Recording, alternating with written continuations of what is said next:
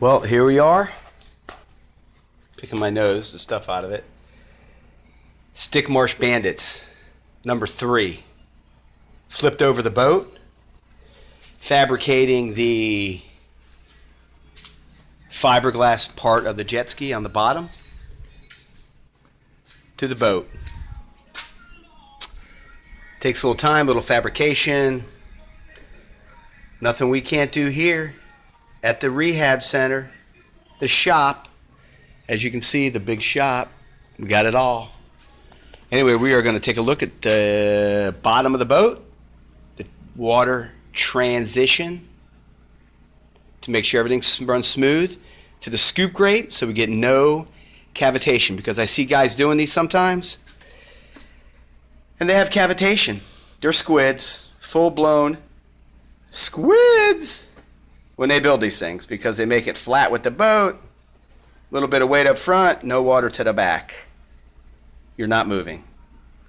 So the way I do it, recess the bottom 1.5 inches, let it flow, so you have more water going in the pump when the boat is sitting in the water.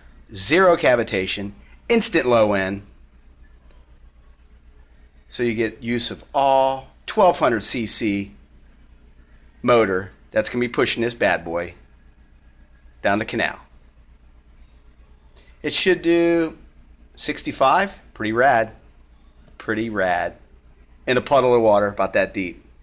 Pretty good. Anyway, here's the bottom of the boat. As you can see, here's the transition. See how it's recessed? We have it recessed down. The back. I know the back looks ugly. It's going to be all brand new diamond plate, which you will see final product video. See how if I come down like this, see the concave in between my runners? I got my runners. A little bent here, we'll fix that. Runs up. Look down there. That's how you build it. Not flat with the bottom. So you get cavitation. Perfect angle. Perfect flow into the scoop grate. You want the water to come right into the scoop grate. You want it to be recessed. Not flat. If it's flat, cavitation. Going nowhere. Transition plate that I made from the fiberglass to the boat. Now I'll fiberglass over that to cover up the hole, since I made the hole a little too big. Not a big deal. Fabrication part of it. See how it all nice and flows. Ground down the fiberglass. Put a little silicone, little marine heavy duty silicone there just for the sake of it. Now I'll lay a sheet of fiberglass over it, fill that up with foam. Keep the ridge in there so it gets nice and steady cruising to perfection, as you can see, because that's the way we roll. And the scoop grate's going to end up fitting right here, just like we want it. Pump's going to stick out about right here. We're going to have the trim tabs. The trim tabs are going to come out even with the ride plate. Nice trim tabs to get this puppy rolling. And of course, that will be all painted. Pump area. Sweetness. Perfectly straight. Look how straight. Scoop grate to the center of the boat. Straightness. Perfect flow. That's how you want it. You want it to flow. That's how we roll, flow style. Because if you have no flow, you have no go. And I see plenty of squids on YouTube that are not going anywhere because they are not flowing.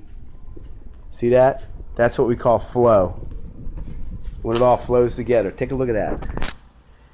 Recessed in between the two chimes of the boat factory.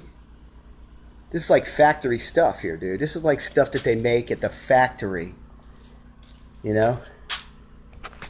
Like engineered to perfection to get the flow. Anyway, you saw it. The flow, it's all about the flow. Without the flow, cavitation. Cavitation is no good. Cavitation equals nowhere. You will go nowhere with cavitation. A bunch of air coming out the pump, nowhere, loss of power, squidness. Don't do it. Flow is the key. And that's what we got here, flow. One more shot with the flow. Flow. Water flows. Everything flows together. Recessed. Recessed. Even with the chimes. A little bit lower so the pump gets flowing.